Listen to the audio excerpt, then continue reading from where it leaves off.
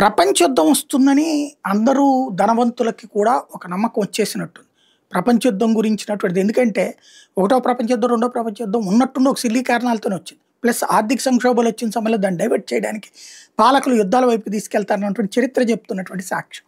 ఇప్పుడు అట్లాంటిది నడవబోతుంటే రేపు మన భవిష్యత్తు ఏంటి? అదేదో ఆదిత్య 369లో చూపెట్టినట్టు ఏదైతే యుద్ధాలు జరిగిపోయాక మొత్తం బాంబులంతా సర్వనాశనం అయిపోయి చివరికి ఏ బంకర్లలోనో లేకపోతే కనుక ప్రత్యేక డ్రోమ్స్లో బ్రతికేటటువంటి పరిస్థితి వస్తుంది అన్నటువంటి తరహాలో తయారయ్యేటటువంటి వాతావరణం ఉంటుంది. ఎందుకంటే ప్రపంచం అంతా అణుబాంబుల వాతావరణం. ఇంకా రాబోయే రోజుల్లో ఇరాన్కి కూడా అణుబాంబులు ఉందంటే ఎప్పుడు ఏమైపోతుందో తెలియనటువంటి పరిస్థితి.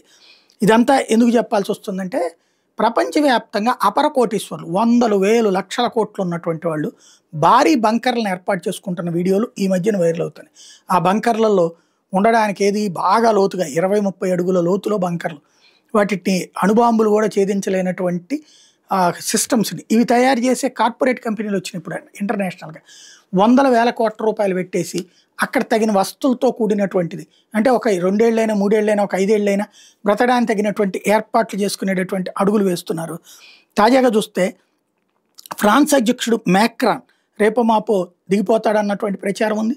లేదా మూడో ప్రపంచ యుద్ధానికి ఈయనే కీలకమవుతాడన్నటువంటి ప్రచారం కూడా ఉంది.